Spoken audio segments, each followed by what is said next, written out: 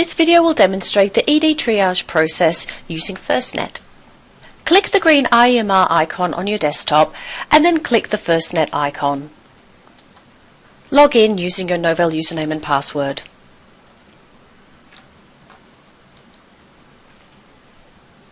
The landing page for an ED nurse is the tracking list, which we're on here. The ED tracking list will provide you with an overview of the patient currently in the emergency department, including their presenting complaint, their length of stay, and activities that need to be performed. Triage nurses are the only persons in the emergency department that use the tracking list, as this is the only place that a triage of patients can occur. All other documentation and reviews are done through ED Launchpoint. ED Launchpoint will be demonstrated in a separate video. Ensure that you're on the correct tab for your location. You'll see that we have many icons here, and when we hover over the icons, it tells us what each icon does. However, for this video, we're just going to be using the ED Quick Registration, and we're going to register this patient. Click the ED Quick Registration button. Best practice is to conduct a 3-point patient search for the patient that presents to triage. You may need to source their driver's license or Medicare card or ask for assistance from the admin officer in triage. This will ensure that either a new encounter is created for your patient or a new patient is added to the IEMR. If you do a 3-point patient search and they appear here on the screen, you would simply click Add Encounter. But for this demonstration, I will be entering patient details that have not previously been to a digital hospital. Click Search. The screen tells me that no person was found, so I will come here and I'll click the Add Person button. On this screen here, we fill out all the mandatory information, which is the yellow fields. Attending clinician will be the consultant that's on shift.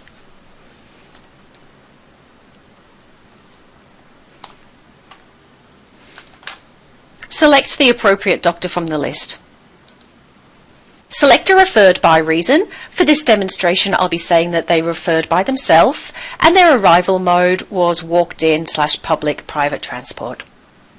Now I'm going to click Complete.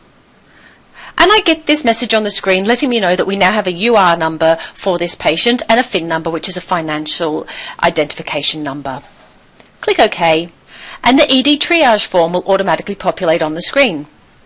We can see down the left-hand side of the screen here, there's multiple tabs. So as we're triaging our patient, we could click into the allergies medications and add in any allergies that they advise us of.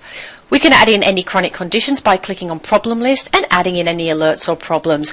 But in the interest of time for this video, I'll just be completing the mandatory triage screen, and we know it's mandatory because we can see the yellow boxes.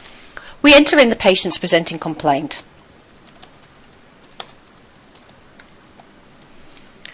The tracking acuity, and the visit reason. We document the type of visit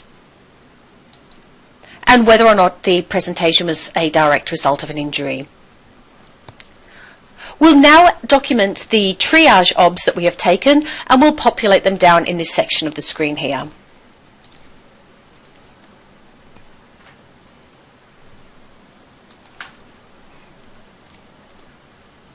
Once you've completed the triage form, we'll click on the tick and that will sign the form. We now see that our patient has populated on the ED tracking list here, and they have got an A next to their name. The A indicates that when we entered in the triage observations, one or more of those observations was outside of the calling criteria, and so this is a visual cue that the patient has obs outside of the criteria. Once the patient's being triaged, we would then navigate to ED Launchpoint to complete the rest of our investigations and documentation.